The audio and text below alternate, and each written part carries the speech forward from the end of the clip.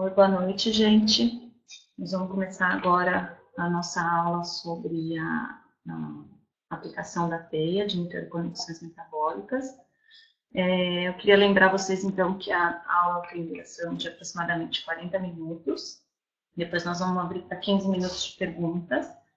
E para que eu possa receber as perguntas de vocês, eu peço que vocês coloquem, antes de digitar a pergunta, o símbolo do jogo da velha, da hashtag, que daí aparece aqui para mim como uma pergunta específica, tá? Depois da aula, os slides vão ser disponibilizados para vocês, e a aula também vai ficar disponível, gravada para vocês em breve também no nosso site. Então, nós vamos começar falando, então, essa aula a gente elaborou a partir de um estudo de caso que foi apresentado em uma das nossas turmas de pós de Brasília. Então, é um estudo de caso real, uma paciente que foi atendida na nossa clínica, e em cima dos nossas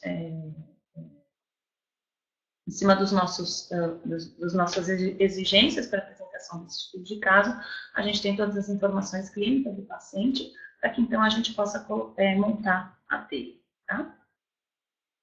Então, começando, a gente tem uma paciente, mulher, com 40 anos de idade, casada, diarista, com formação apenas no ensino médio.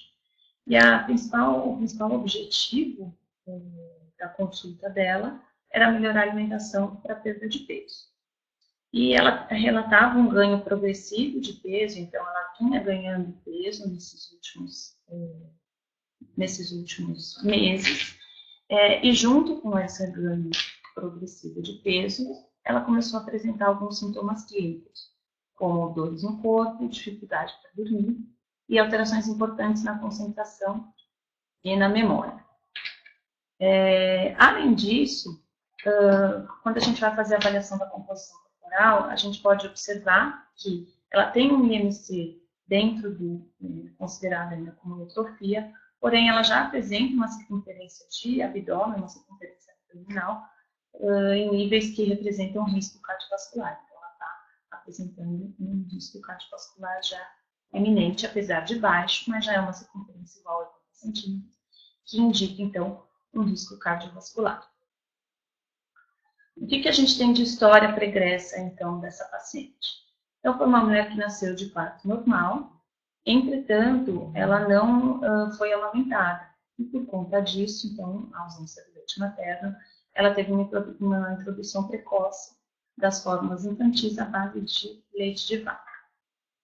Outros dados importantes relatados na vida pregressa dela é uma apatia generalizada, então ela era uma criança sem energia, uma criança sempre cansada, sempre com sintomas de fadiga e letárgica, uma criança que ficava constantemente doente, então frequentemente com gripes, resfriados, comprometimentos do trato respiratório superior. Além disso, relatava também que sempre foi uma criança e adolescente com tendência à magreza, então, possivelmente aí com sinais de deficiência nutricional pregressa. A paciente cresceu em uma região rural, com plantações em torno da sua casa, então, relatando aí possível contaminação com agrotóxicos. Na avaliação hormonal, ela relata a menarca precoce, então, aos 9 anos de idade, ela já teve a sua primeira menstruação. Ela tem também um uso pregresso do Colax, que era um laxante para auxiliar a constipação intestinal, que é um sintoma presente até os dias de hoje. Cirurgias realizadas, então, ela fez um parto cesárea e depois ela fez a bacteriatura por fora. E ela já teve também um diagnóstico de nódulos na tireoide por meio de um exame de imagem. Considerando esses fatores de história pregressa, a gente já consegue estabelecer alguns fatores de risco importantes para a condição metabólica atual dela. Então, a gente tem uma hipótese de deficiência metabólica com estados energéticos negativos. Ou seja, ela vem de um crescimento infantil, muito provavelmente em desnutrição que é refletido por essa magreza excessiva que ela relata tanto na infância como na adolescência.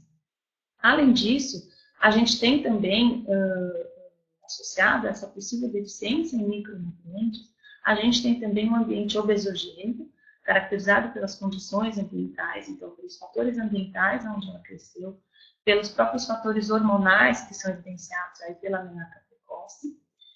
Então, essa interação desses fatores obesogênicos, desses fatores ambientais com a genética dela, podem influenciar diretamente o risco de desenvolvimento de obesidade e de outros desfechos crônicos. Então, a gente pode classificar isso como uma programação metabólica inadequada, que pode ter levado a mudanças epigenéticas intrauterinas.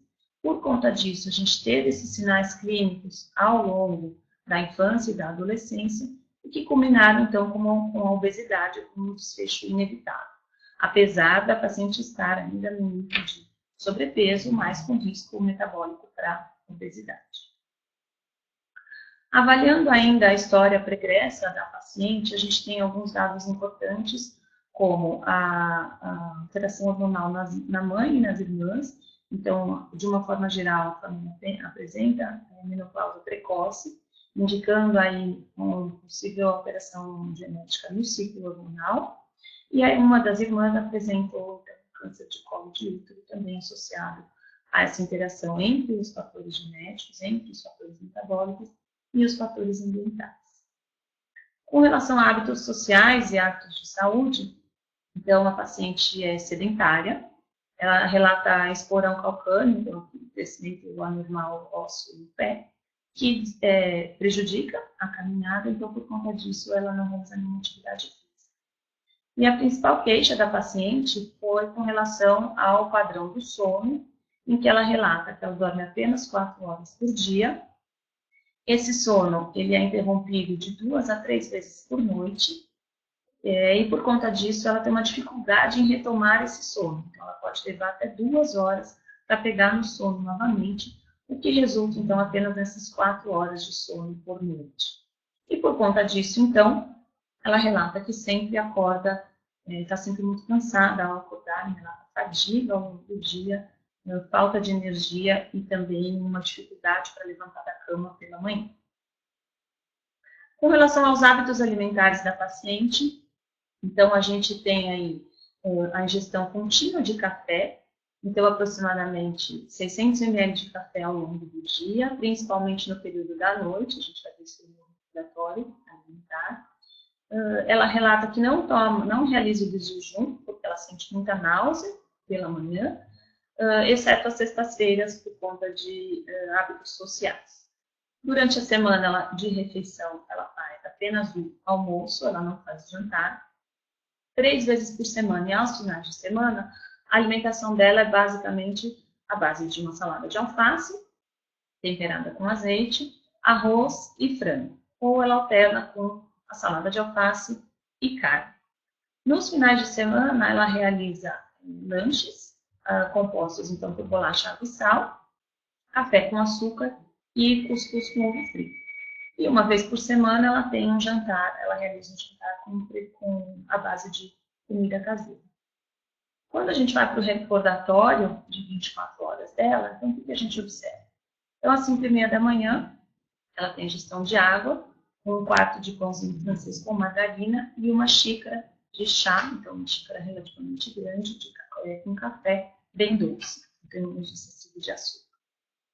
Por volta das 8 horas da manhã, ela faz um outro lanche, composto basicamente por banana, uma refeição então, representando uma alta carga glicêmica, ou um suco de frutas com açúcar, também contribuindo para o aumento nessa ingestão de açúcar. Não faz nenhuma outra refeição até o horário do almoço, por volta da 1h30. E esse almoço, então, como já foi falado, é composto na maioria das vezes por salada de alface, com arroz e frango. Eventualmente, ela inclui alguns legumes, como quiabo e abóbora, e troca o frango pela carne. Por volta das 16h30, ela tem um lanche da tarde, que é composto, então, por biscoito, por bolacha creme cracker, bolacha abissal, com café, e esse café novamente com açúcar. E no final de semana, então, ela troca esse lanche por um cuscuz com ovo frito e também acompanhado de café com açúcar. E, como já foi falado, ela não faz o jantar, apenas uma vez por semana, para ter o consumo dessa refeição, e nos outros dias ela vai ingerindo canecas de café com açúcar até as 21 horas, que é o horário que ela começa a se preparar para dormir. Então, quais os fatores de risco que a gente tem identificados nesse padrão alimentar atual? Então, a gente vê que é uma paciente que, de uma forma geral, tem um baixo consumo de frutas e verduras e legumes, de uma forma geral, não relata o consumo de leguminosas, e esse hábito, então, reflete importantes deficiências nutricionais, de uma forma geral, de todos os nutrientes, então, vitaminas, vitaminas do complexo B, os minerais, fitoquímicos antioxidantes, moduladores hormonais, então, todos os nutrientes necessários para a modulação hormonal, não só de hormônios sexuais, mas também para modulação de cortisol, modulação de serotonina, modulação de melatonina. A gente tem, de uma forma geral, uma alimentação extremamente monótona, então a paciente apresenta uma ingestão pouco variada de alimentos, então ela basicamente ingere as mesmas coisas todos os dias, e isso contribui de forma importante para a deficiência nutricional apresentada. E ela tem também um importante desequilíbrio na qualidade dos ácidos graxos consumidos, já que ela não apresenta ingestão de ácidos graxos essenciais, ela não tem alimentos fontes desses ácidos graxos essenciais, e por outro lado ela tem ingestão de biscoitos, de bolachas, ricas em ácidos graxos trans e também de frituras. Então, ela tem um desequilíbrio aí nos ácidos graxos essenciais, principalmente o ômega 3 e o ômega 6, que podem também estar associados a esses sintomas clínicos apresentados pela paciente. Com relação aos medicamentos e suplementos, então, que ela relata utilizar, então, ela relata o consumo de 200 unidades internacionais por dia de vitamina D, mas não é um consumo frequente, não, ela faz esse uso quando ela lembra, e ela toma constantemente, quase que diariamente, um medicamento analgésico com efeito relaxante muscular, por conta de dores na musculação, dores articulares que ela relata. A gente vai ver no quadro de sinais e sintomas. E esse medicamento, então, é composto pela cafeína, pela orfenadrina e pela dipirona sódica. E as principais consequências do uso desse medicamento é a interação com bebidas que contêm cafeína, que podem levar à insônia. E a principal reação adversa desse medicamento é a dificuldade em dormir, que bate diretamente com o principal sintoma relatado, com a principal queixa da paciente, que é a dificuldade para dormir, a dificuldade para relaxar, e essa alteração no padrão de sono. Então, um sono caracterizado por poucas horas de sono, um sono de baixa qualidade, em que a paciente acorda muitas vezes durante a noite e tem dificuldade para pegar no sono. Então, a gente tem aí não só o efeito da cafeína, que ela consome pelo café, ela consome grandes quantidades de café durante o dia, principalmente no período da noite. A gente tem o efeito do açúcar nesse café, representando o estimulante da função cerebral no período da noite. E a gente tem também a deficiência dos micronutrientes necessários para a formação do ciclo de serotonina e melatonina, a partir do triptofano, impedindo, então, a formação adequada desses neurotransmissores que são essenciais para a manutenção da qualidade do sono. É importante a gente considerar que a gente está falando de uma paciente relativamente nova, que ainda tem a produção adequada de melatonina, ainda não tem a influência da idade nessa produção de melatonina.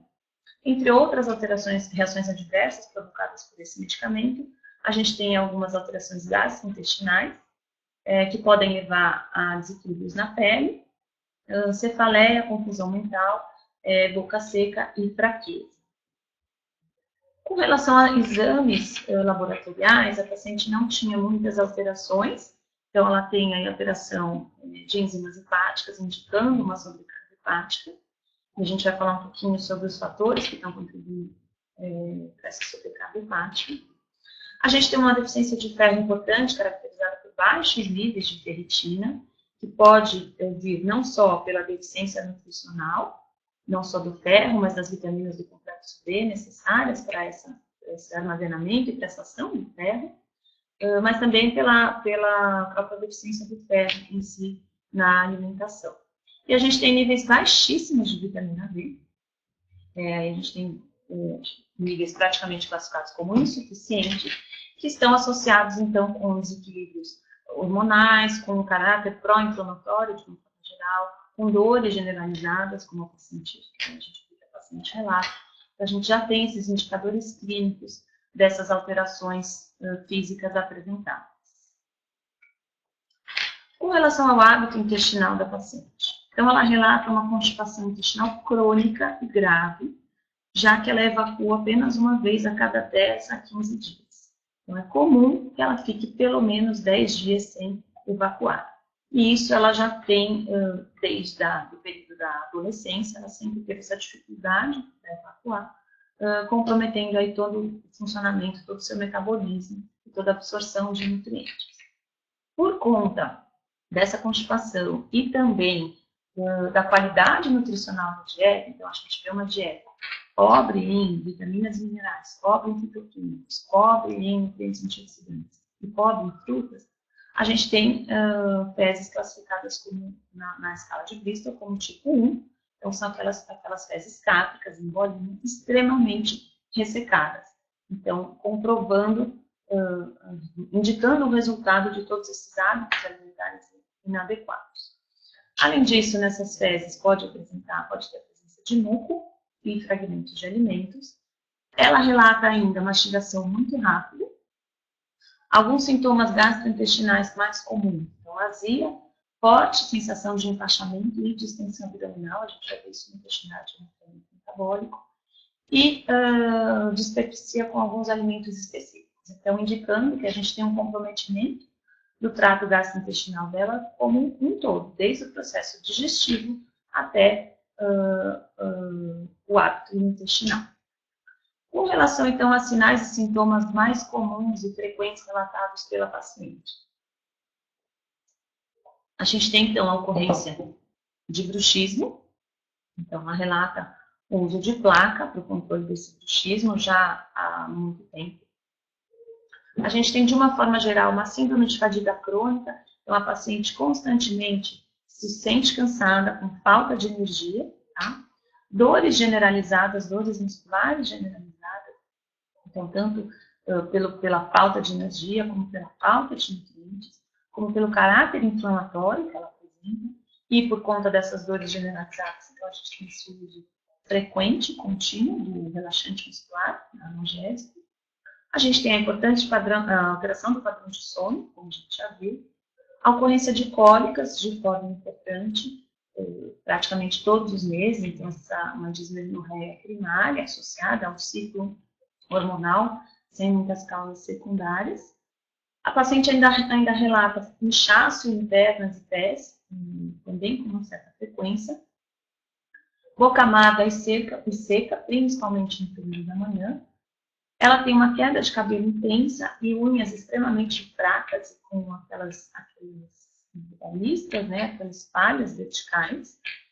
Apresenta ainda gengivite, então ela relata uma inflamação da gengiva, associada à deficiência nutricional e a esse quadro inflamatório, de uma forma geral. As dores articulares, também já relatada, e ela apresenta muitos sintomas de alteração nos olhos, que a gente vai ver no questionário de resistência metabólica. Então, quando a gente preenche esse questionário, a gente observa lá, então, uma dor de cabeça, de moderada a forte, então uma pontuação 3. A gente tem aí a alteração do padrão de sono como um sintoma mais importante, como uma queixa importante dela, que está limitando muito a sua qualidade de vida, então a gente tem a população máxima na insônia. Com relação aos olhos, então, como eu falei para vocês, é um ponto também importante para a paciente, com muitos sintomas, então ela relata muita coceira desses olhos, ela relata esses olhos inchados, relata olheiras também com frequência, e eventualmente ela tem um sintoma de visão borrada, mas essa alteração não é intensa, apesar de não ser frequente.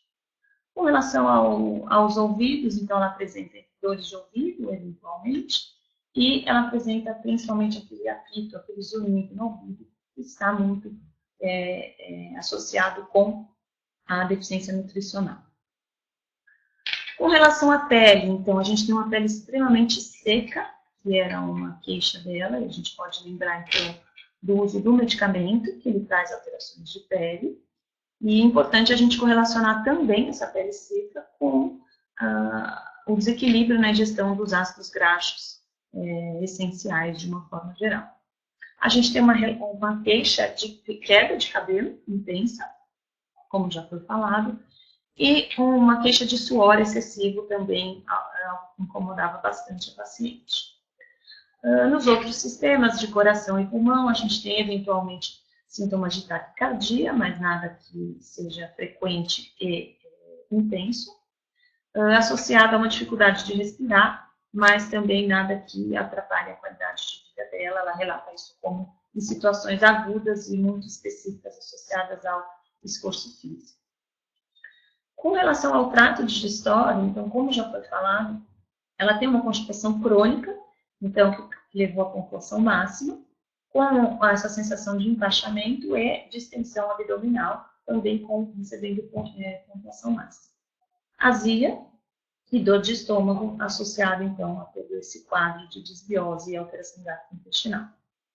Com relação à parte estrutural, então, ela relata de forma frequente e intensa as dores articulares e as dores musculares, com sensação de rigidez, então com sensação de limitação dos movimentos nas costas, e por conta disso ela está sempre se sentindo fraca, ela está sempre se sentindo cansada, aquela falta de energia em que a pessoa se sente limitada a fazer as atividades do dia a dia. Então ela tem dificuldade, ela se sente cansada em fazer os movimentos do dia a dia.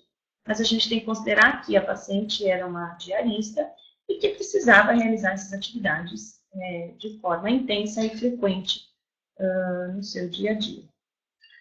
A gente tem, então, como já falado, uma pontuação máxima para fadiga e apatia, de uma forma geral, então a paciente está sempre cansada, está sempre fadigada e apática, e também, como já falado, com a pontuação máxima com essa dificuldade em relaxar, em descansar, associada principalmente a esse padrão regular do sono.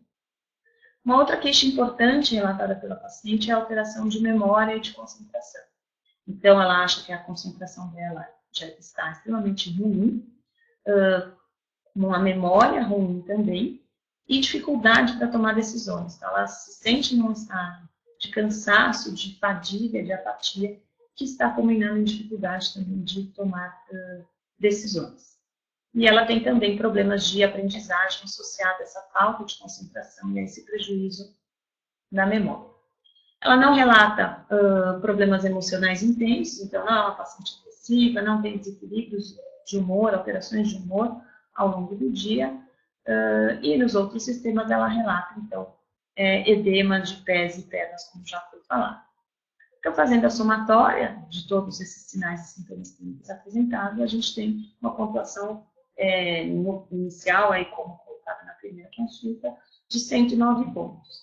Importante a gente relembrar que essa pontuação do rastreamento metabólico, ela não pode ser usada para nenhum tipo de diagnóstico nutricional, porque o questionário de rastreamento metabólico não é validado cientificamente. Então, não há estudos controlados com humanos que mostrem que determinada pontuação final, ela é indicador de um diagnóstico nutricional. Pela prática clínica, a gente sabe que muitos sinais e sintomas apresentados pelos pacientes e que são classificados nesse questionário de rastreamento metabólico têm relação com as hipersensibilidades nutricionais. Mas a classificação, a pontuação final, aquela faixa de pontuação que a gente tem no questionário de rastreamento metabólico, não é uma classificação cientificamente validada, ela não pode ser utilizada para diagnóstico nutricional. O rastreamento metabólico ele é importante para que a gente consiga avaliar a evolução do paciente. Então, a gente consegue comparar, por meio da pontuação, o quanto que esse paciente melhorou e mostrar para o paciente essa evolução. Porque muitas vezes o paciente chega no consultório dizendo que ele não atingiu o objetivo final dele, qualquer que seja a perda de peso, seja a melhora da performance, seja a melhora do sono, por exemplo, e ele chega para a consulta de retorno relatando que ele não conseguiu atingir o objetivo dele, mas quando a gente vai fazer o questionário do rastreamento metabólico, a gente consegue fazer esse comparativo e mostrar para o paciente o quanto ele melhorou e em quais sintomas ele melhorou. Então, por isso que a pontuação é interessante de ser utilizada na prática clínica. Bom, então a gente já teve a descrição do caso como um todo, e agora então a gente vai falar um pouquinho sobre a TEIA, para colocar esse paciente, então, para colocar esse estudo de caso em cada ponto da TEIA, para que vocês entendam, então, o preenchimento completo dessa TEIA. Tá? Então, fazendo uma pequena revisão sobre a TEIA, então essa é a formatação final, a formatação mais atual que a gente tem da TEIA. Então, a gente tem aqui no campo do histórico do paciente, a gente tem os fatores de antecedentes, que incluem aí os fatores predisponentes, então aquilo que aconteceu na vida pregressa do paciente, então na infância, na adolescência, na gestação desse paciente. A gente tem os fatores ambientais, aos quais o paciente foi exposto ao longo da sua vida, então onde ele cresceu, em que cidade que ele morava, se ele mudou muito de cidade. E a gente vai ter os fatores genéticos, em que a gente vai pesquisar de uma forma generalizada quais as principais doenças que acometem a família desse paciente. Então, perguntado o que a mãe, se a mãe e o pai já faleceram, se tem alguma doença crônica, se os irmãos têm alguma alteração metabólica importante, para a gente identificar uma possível carga genética.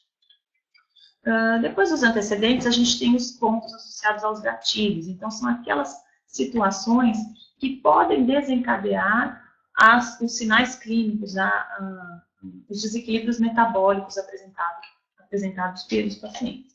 Então, na maioria das vezes, os gatilhos envolvem fatores ambientais, fatores dietéticos e fatores até do próprio metabolismo, como os LPS, os lipopolissacarídeos bacterianos provenientes da disbiose, que vão efetivamente ativar esses genes para que desencadeiem as alterações metabólicas e culmine, então, com os sinais e sintomas apresentados pelos pacientes.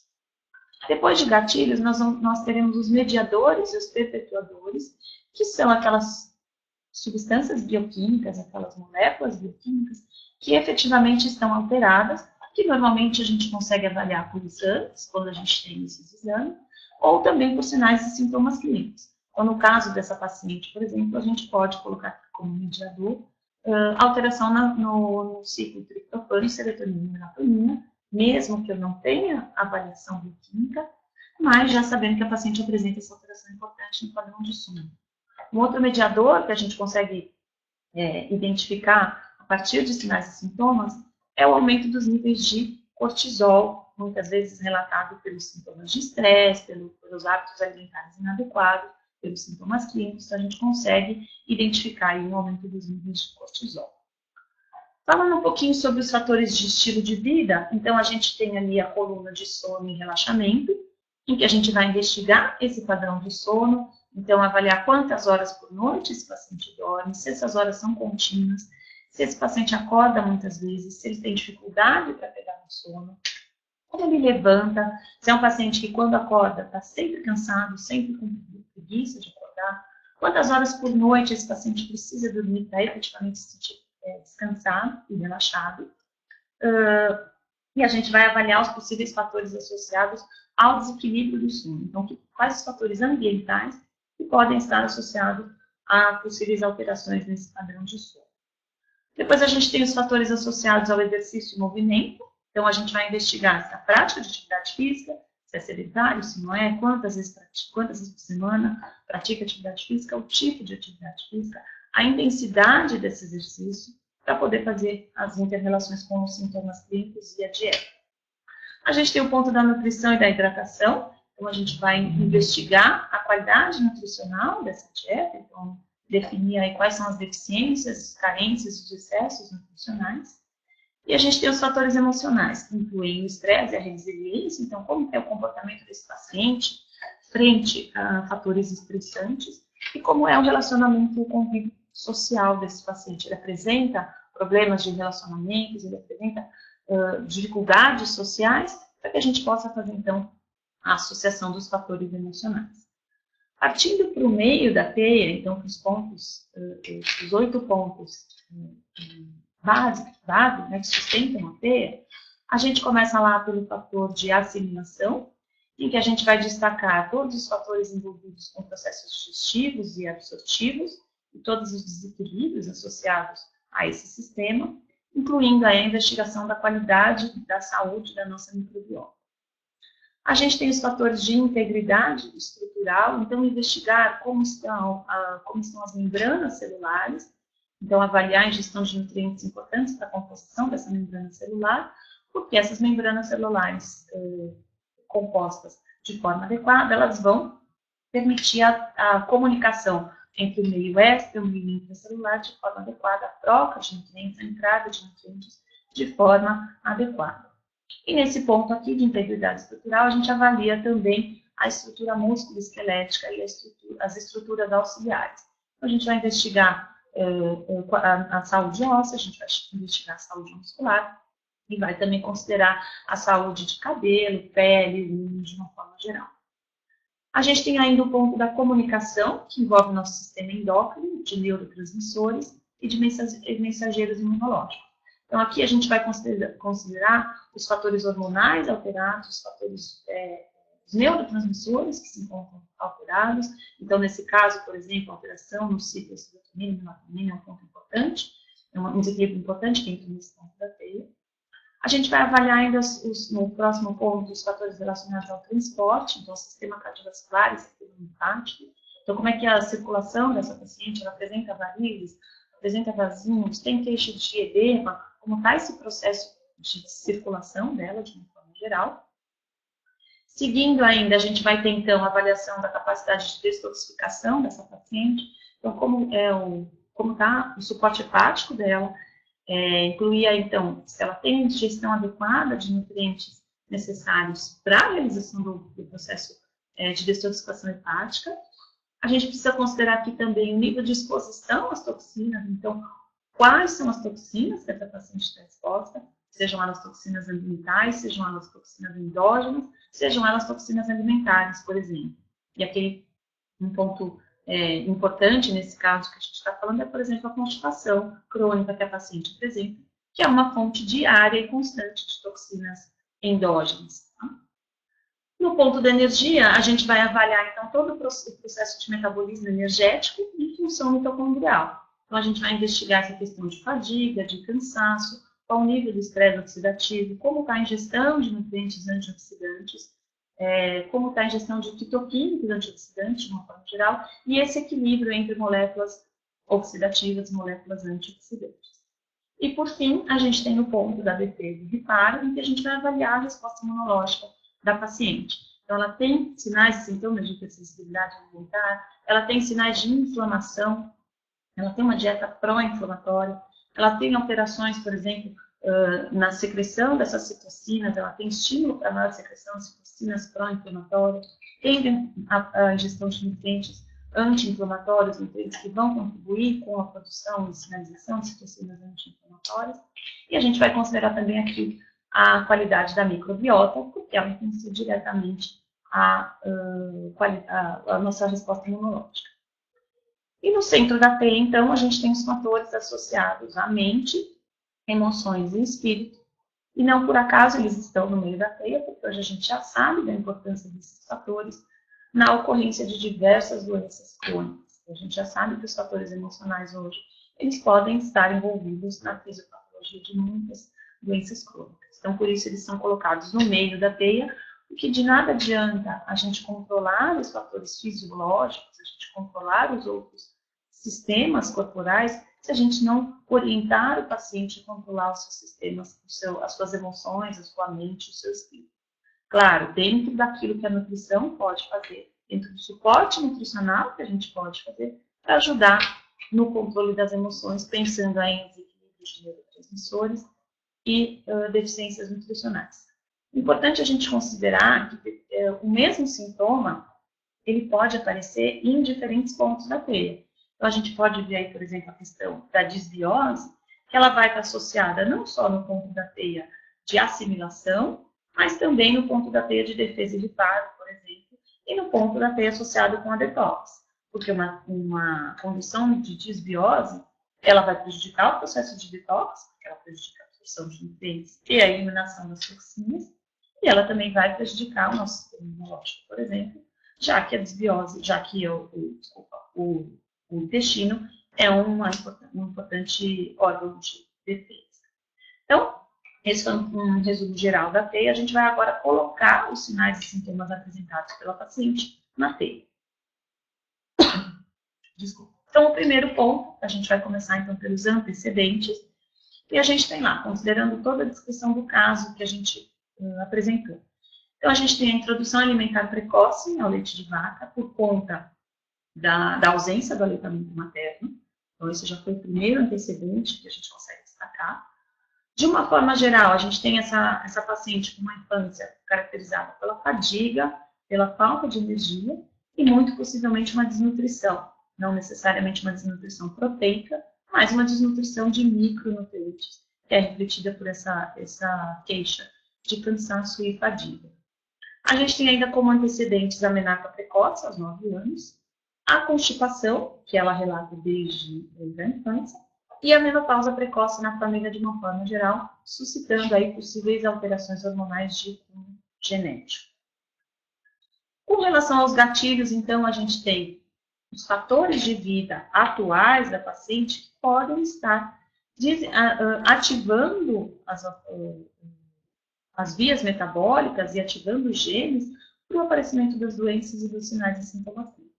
Então, nessa paciente, merece destaque, então, a mastigação rápida, a má alimentação de uma forma geral, então deficiências nutricionais, falta de planejamento alimentar, a monotonia alimentar e o desequilíbrio no consumo de ácidos graxos. A gente tem o uso constante do medicamento anti-inflamatório, analgésico, a exposição a xenobióticos e aqui entra como gatilhos também a exposição aos lipopolissacarídeos bacterianos.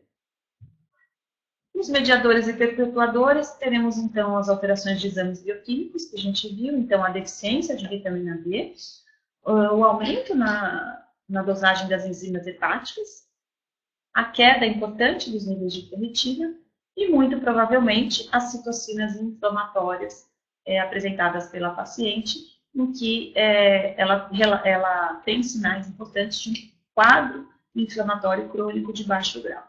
E aqui também entra, como já falei, as alterações no ciclo, por exemplo, da produção de serotonina e melatonina, que é um neurotransmissor considerado, então, na TEIA como um mediador.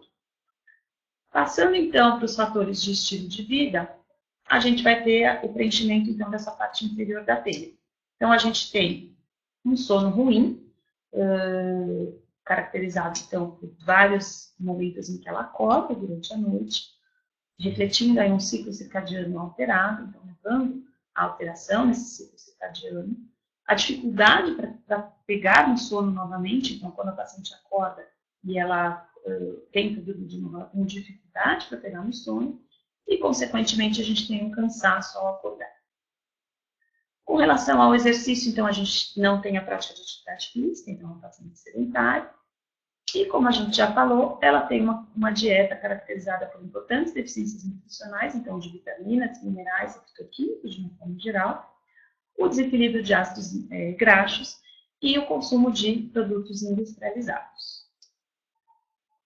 Passando, então, para os pontos centrais da TEIA, nós teremos aí, então, a dificuldade de digestão no ponto da assimilação. Então, ela relata asfixia com alguns alimentos, a queixa de azia, que foi uma queixa com pontuação 3, no questionário do rastreamento metabólico, a queixa de empachamento, distensão abdominal, a constipação crônica e as fezes do tipo 1 na escala Brewster.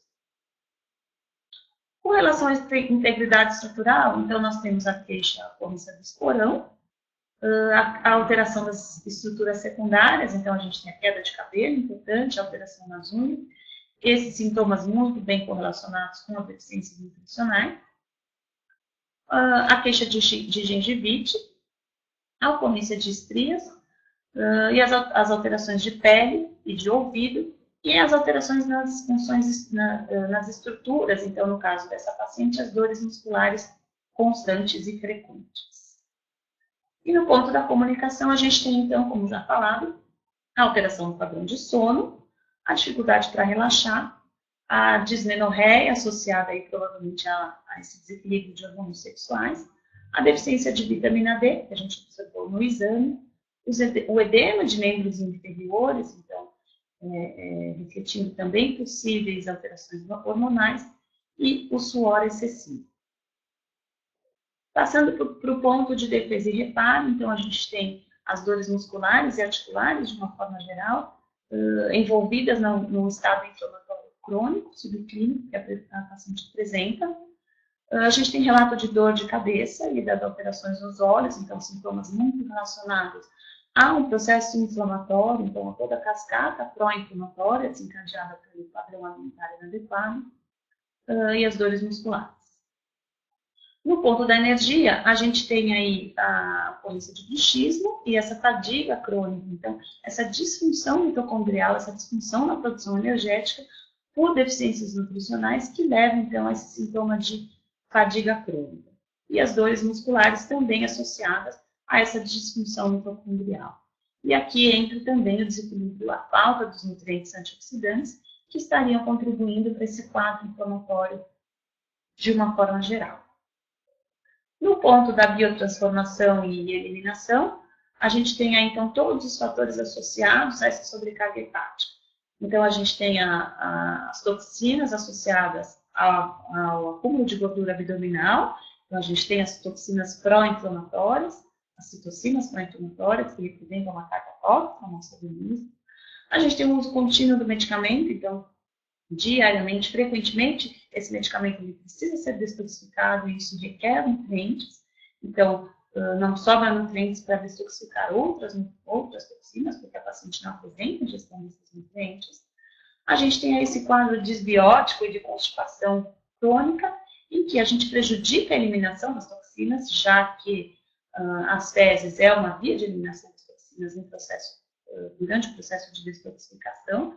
E a gente tem uma paciente com intestino que não funciona, então ela não só não elimina essas toxinas de forma adequada, como também o fato desse intestino estar sempre preso faz com que as toxinas presentes no momento intestinal sejam reabsorvidas, então representando um risco a mais para a saúde. A gente tem o sintoma de boca amarga, ela relatou, muito associado a essa sobrecarga hepática. Por conta do trabalho, então, a paciente dermatologista, então, ela tem uma exposição constante a produtos de limpeza, então, que tem uma carga tóxica importante.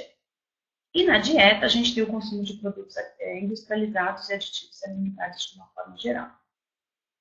E a gente tem ainda, por fim, a queixa de retenção hídrica, então, dessa queixa de edema, muito associada não só aos desequilíbrios hormonais, mas também aos desequilíbrios nutricionais. Então, esse foi o último ponto da TEI que a gente preencheu, para que a gente possa ter um panorama geral da condição clínica dessa paciente. E o que é muito importante por que é muito importante a gente entender a TEIA, como ela funciona, e preencher e quais os pontos a gente vão estar mais pontuados, tá? Para que a gente possa escolher por onde começar o tratamento. Então, a partir do preenchimento da TEIA, aí por fim, a gente tem aqui a alteração, só voltando um pouquinho, a gente tem a alteração de memória e de concentração, relatada pela paciente, que também foi uma pontuação alta no rastreamento metabólico.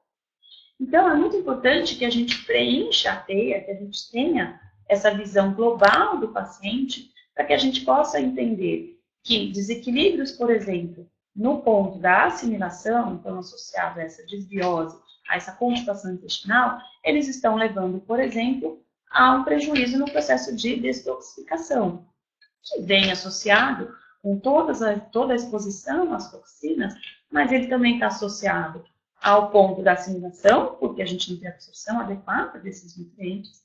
Ele está associado, por exemplo, ao ponto das deficiências nutricionais, e o ponto de detox, por exemplo, ele também tem uma relação direta com o estado inflamatório geral, então, remetendo aí ao entendimento do ponto do nosso sistema imunológico. Então, é importante que a gente saiba preencher a TEIA para que a gente possa ter esse raciocínio funcional, para que a gente possa entender como a alteração em um sistema, em um órgão, está levando a alteração em outros órgãos.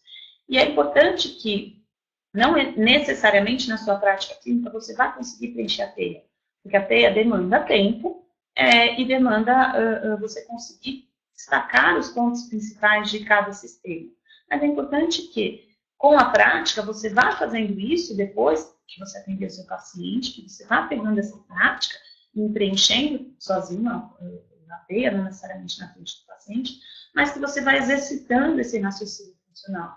Para que lá para frente, com o preenchimento várias vezes da teia com diferentes casos clínicos, a gente consiga já traçar esse raciocínio dentro da nossa cabeça, sem necessariamente a gente precise preencher a teia à mão. Mas o que é importante é que a gente tenha esse raciocínio, para que daí a gente possa, então, efetivamente traçar as condutas nutricionais. Porque muitas vezes o paciente chega para a gente com tantas alterações que a gente não consegue identificar qual a conduta nutricional que a gente vai aplicar primeiro, porque muitas vezes na nossa avaliação a gente pode entender que a gente precisa fazer muitas mudanças na dieta. E dependendo do perfil do paciente, o número de mudanças que a gente propor de intervenções nutricionais pode ser que não faça nenhuma. Então é importante a gente estabelecer prioridades, e a teia ajuda muito para que a gente identifique qual que é o maior sistema alterado, qual que é o maior organismo de choque, e a partir daí estabelecer as condutas nutricionais.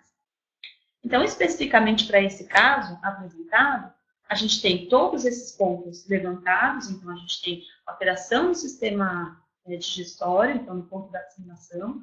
A gente tem alteração no sistema de defesa, então essa sobrecarga imunológica. A gente tem alterações importantes no sistema de detoxificação e a gente tem alterações importantes no sistema de comunicação. Então, nós temos 4 pontos alterados que estão se intercomunicando e que merecem uma atenção especial, que vão nortear a nossa intervenção. Então, pensando nesse caso, a gente estabeleceu alguns objetivos específicos para esse tratamento nutricional. Então, o primeiro ponto, a gente precisa tratar essa desbiose intestinal para recuperar esse estado de constipação crônica que a paciente apresenta. Com isso, a gente vai levar uma melhor digestibilidade nos alimentos e melhorar a absorção de nutrientes. Mas, claro que isso, para fazer esse tratamento da desbiose, para corrigir esse ponto da assimilação, a gente precisa corrigir as deficiências nutricionais por meio da melhora do padrão alimentar. A gente precisa propor um padrão alimentar variado, com a ingestão alcançando as necessidades nutricionais, então, com a ingestão adequada dos alimentos fontes de vitaminas, minerais e fitoquímicos, e garantir a ingestão dos macronutrientes. Com isso, a gente vai conseguir melhorar a produção de energia, então vai melhorar a disposição, vai melhorar esse sintoma de cansaço, de fadiga generalizada. A partir da correção dessa desbiose e desse hábito alimentar, eu vou levar a uma correção do processo inflamatório, então eu vou tirar a paciente desse estágio de inflamação crônica subclínica de baixo grau. Consequentemente, eu vou levar uma melhora das dores apresentadas pela paciente, uma das queixas de dor muscular, de dor nas articulações que tem esse fundo inflamatório. Eu vou conseguir também reduzir o estresse oxidativo, então eu vou melhorar a função mitocondrial, eu vou melhorar o metabolismo energético da paciente. Consequentemente, melhorando o processo inflamatório, melhorando a desbiose, recuperando a absorção de nutrientes a partir de uma dieta adequada, eu vou conseguir melhorar, por exemplo, a qualidade do sono, porque eu vou melhorar a formação, a síntese de serotonina e a síntese de melatonina, tanto pela correção do hábito intestinal, como pelo suporte nutricional, então dando os nutrientes necessários para esse ciclo. Vou melhorar os processos de detoxificação, a partir do momento que eu der nutrientes de suporte para o fígado, e que eu também melhorar a qualidade dessa alimentação.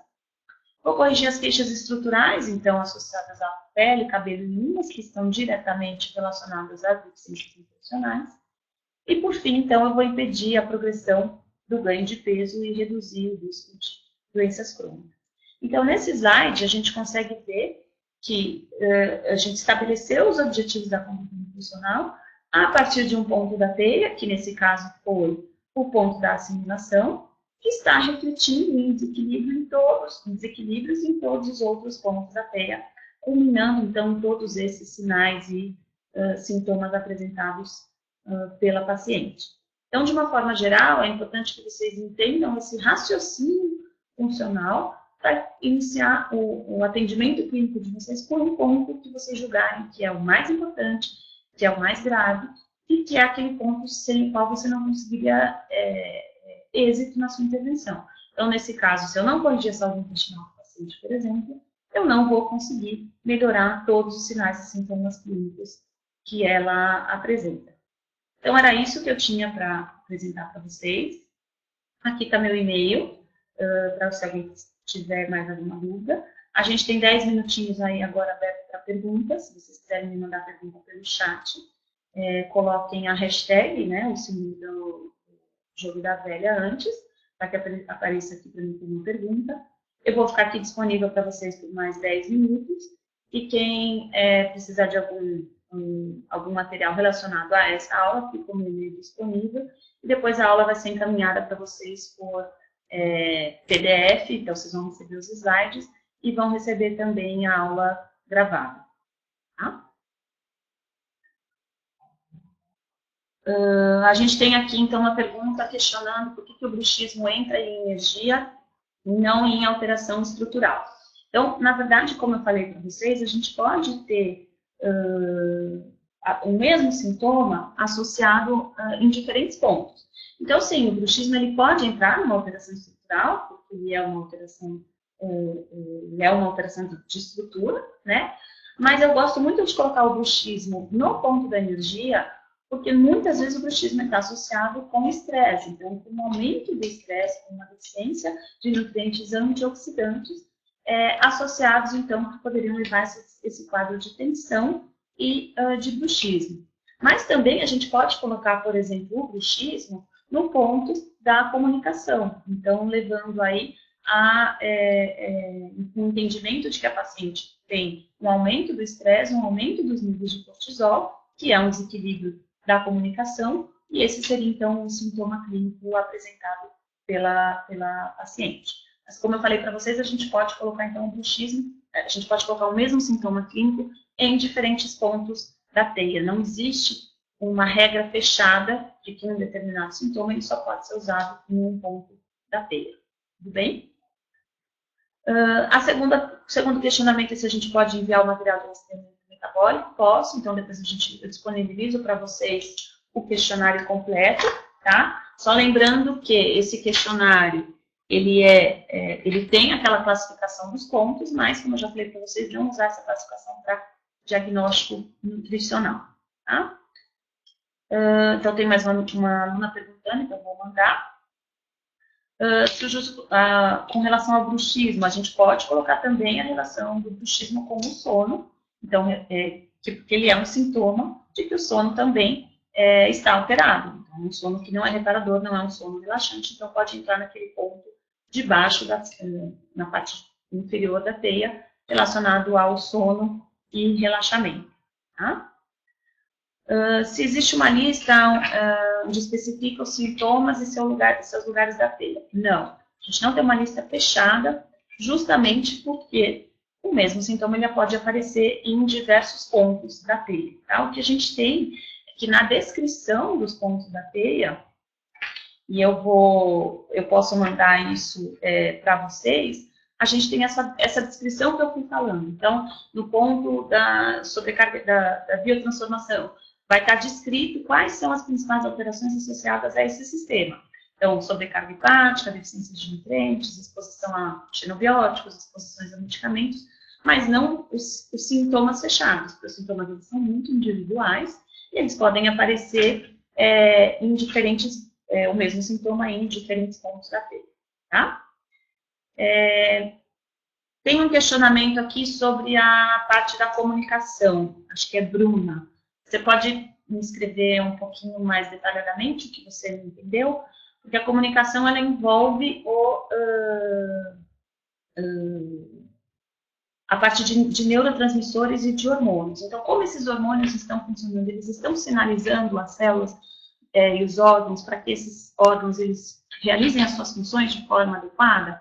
Ou, por outro lado, a comunicação está associada, por exemplo, com níveis alterados desses hormônios e neurotransmissores. Então, por exemplo, um aumento de cortisol, que pode vir por uma deficiência nutricional, pode vir por uma deficiência de antioxidantes, que pode vir por um aumento de cortisol por uma alteração no trato gastrointestinal, por exemplo, ela vai estar refletida nesse ponto da comunicação, porque é o meu sinal bioquímico, a minha classificação bioquímica da alteração nesse ponto. A gente pode ter na comunicação também a alteração dos neurotransmissores, por exemplo. Então, nesse caso específico, em que a gente tem uma alteração clara da síntese de serotonina e melatonina, a gente teria aí uma alteração no ponto da comunicação, porque envolve a comunicação entre os órgãos, que é realizada por hormônios, por neurotransmissores e por citocinas de uma forma geral. Tudo bem? Se eu não conseguir responder tudo, se você for com mais alguma dúvida, me manda a pergunta aqui de novo, tá? Juliana, com relação ao seu questionamento de boca amarga, normalmente, a boca amarga ela é um sintoma geral de problema hepático, tá? Não tem um metal pesado específico que gera sintoma de boca amarga. A boca amarga a gente entende muito como uma sobrecarga hepática. Ela pode vir por metais pesados, mas muito mais por uma sobrecarga hepática, de uma forma geral, associada a essa deficiência nutricional. Não tem um metal pesado específico que gera boca amarga de uma forma geral. Assim, provavelmente a gente tem casos específicos de intoxicação que individualmente podem levar à boca amarga. Mas a gente, de uma forma geral, a gente entende a boca amarga como um sinal de sobrecarga hepática, associado não só ao excesso de toxina, mas também às deficiências nutricionais para metabolizar essas toxinas, tá? Vou mandar, então, já marquei aqui para separar, então, para vocês o rastreamento metabólico e essa teia que tem os detalhamentos de cada ponto, tá? Na hora que vocês também tiverem esses slides, vocês vão lendo os pontos que eu coloquei. O que eu sugiro? Que vocês peguem uma teia em branco, peguem essa descrição do caso, façam a teia da forma de vocês e comparem com o meu gabarito, para que vocês vejam se vocês lembraram de tudo. E, por exemplo, aqui a gente já falou de mais 2 pontos que eu não coloquei na teia, que foi o bruxismo e a questão da serotonina e melatonina. Então, que também dá para a gente colocar, tá? Se vocês tiverem muita dificuldade ou a teia ficar muito diferente, vocês me mandam um e-mail para a gente discutir. Se vocês ficarem com alguma dúvida em algum ponto específico, me mandem um e-mail para a gente discutir sobre isso. Mas eu sugiro que vocês peguem o estudo de caso, toda a descrição, peguem a teia em branco e preencham com o que vocês entenderam e depois comparem com esse resultado final, tá? Temos uma pergunta aqui. Temos que especificar na teia a deficiência de cada nutriente relacionado a cada sintoma? Não necessariamente, tá? Se vocês tiverem, Adriana, né? Se você estiver me perguntando especificamente para a prova, você vai pensando na prova, no estudo final, por exemplo, na apresentação da anamnese, né? Vamos falar do estudo final da aula de anamnese clínica. Você vai apresentar aqueles sintomas mais evidentes. Então, por exemplo, no caso dessa paciente, ela tem uma constipação crônica grave, no caso, é uma deficiência grave de fibras. O paciente não consome nenhum tipo de fruta ao longo do dia. Ela consome um tipo de fruta só, e com baixo consumo de fibras de uma forma geral. Então, você pode fazer, nesse caso, porque é um sintoma muito evidente. Para essa paciente, por exemplo, a gente pode colocar lá deficiência de vitaminas do complexo B, associada ao sintoma de disfunção mitocondrial, de fadiga crônica, que é o que ela estava relatando. Mas, pensando em prova e em estudo de caso, não é necessário, na teia, descrever deficiência de B1, tais e tais sintomas, deficiência de B2, tais e tais sintomas. Não, você vai descrever aquela deficiência que está mais evidente, associada com aquele sintoma clínico mais grave e mais importante para esse caso, tá? Tá bom, Juliana, você pediu a teia em branco, eu mando para vocês. Eu tenho essa teia também, que aí facilita para vocês poderem escrever. Aí, Adriana, você pergunta aqui por que a retenção hídrica tem a ver com transporte. O ponto de transporte na teia, ele é o ponto associado aos sistemas de transporte. E a retenção hídrica, o inchaço, ele tem muita relação com o sistema linfático e com circulação. Então, por isso que a gente põe a retenção hídrica nesse ponto. É só nesse ponto? Não. A gente sabe que o inchaço ele pode vir com uma sobrecarga hepática, por exemplo. Então, pode colocar aí no ponto da biotransformação. A gente sabe, por exemplo, que a retenção hídrica ela pode estar associada com deficiência de magnésio. Então, a gente pode colocar no ponto nutrição, por exemplo, de deficiências nutricionais, a gente pode relatar lá, edema, entre parênteses, por deficiência de magnésio, por exemplo, tá? Então, ela é no sistema de transporte mais comumente, que envolve sistema linfático e circulação, mas ela pode estar em outros pontos que tiverem associação com deficiências nutricionais, por exemplo.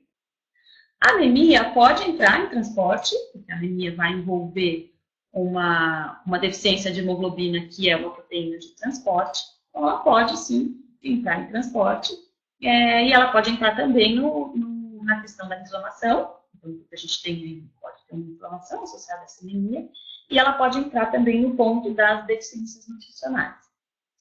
O que eu preciso que vocês entendam, por essas perguntas que vocês estão me dando, é que muitas vezes, no raciocínio de vocês podem entender que um determinado sintoma, ele entra num ponto da teia que eu, por exemplo, não coloquei. Eu nunca tinha pensado em colocar anemia no sistema de transporte. Muito sinceramente, eu nunca tinha tido esse raciocínio. Mas não está errado, porque a anemia é uma deficiência de hemoglobina, que é uma proteína de transporte. Então, ela pode sim entrar no sistema de transporte. O que é importante?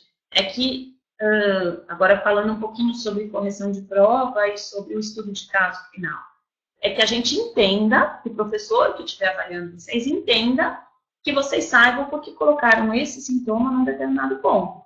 Então, se foi esse raciocínio que você teve com relação à proteína de transporte, tá ok. Mas é importante que você saiba explicar. Então, se você, por exemplo, se a gente estivesse falando de uma prova com um caso de anemia e você colocasse no transporte, seria interessante você descrever por deficiência de hemoglobina, que é uma proteína de transporte, por exemplo. Se você estiver apresentando isso no seu estudo final, no seu estudo de caso final, é importante você relatar isso para o professor. Porque a gente precisa entender, na verdade, o fato não é só preencher a teia, não é só acertar cada sintoma em cada sistema específico, em cada ponto da teia específica. Eu preciso entender que vocês dominam esse raciocínio, que vocês entenderam esse raciocínio funcional. Então, quanto mais vocês conseguirem se explicar, melhor é para que a gente possa entender o raciocínio o raciocínio funcional de vocês, tá?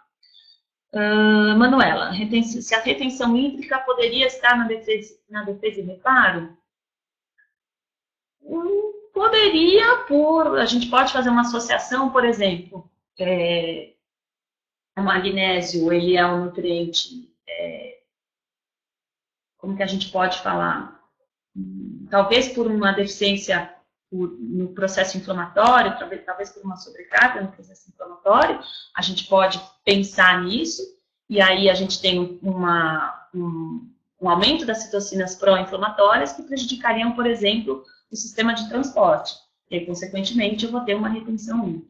Então, entendam que a prova, o raciocínio, ele não é fechado, não tem o certo e o errado, porque é muito subjetivo, vai muito da conduta e do raciocínio de vocês. Então, Manuela, a gente pode sim fazer esse raciocínio pela inflamação e colocar a retenção hídrica, por exemplo, no ponto de defesa e reparo. Mas é importante que vocês expliquem o que vocês estão entendendo e por que esse ponto está ali. Para que e quanto mais vocês se explicarem, mais a gente vai ter essa questão do raciocínio funcional, tá? E aí um outro ponto, uma outra pergunta que a gente tem aqui, da Rediniz, é se conseguimos descrever a relação, por que é necessário preencher a teia. Então, na verdade, porque tem alunos que a gente pede para descrever e descreve de forma resumida, e tem alunos que colocam os pontos na teia, mas não conseguem fazer essa descrição das inter-relações, tá? Então, muitas vezes se eu deixar uma pergunta subjetiva muito aberta, eu posso acabar prejudicando o paciente, o aluno, porque ele vai esquecer de colocar um ponto da teia, por exemplo, simplesmente porque ele não tinha a ferramenta da teia.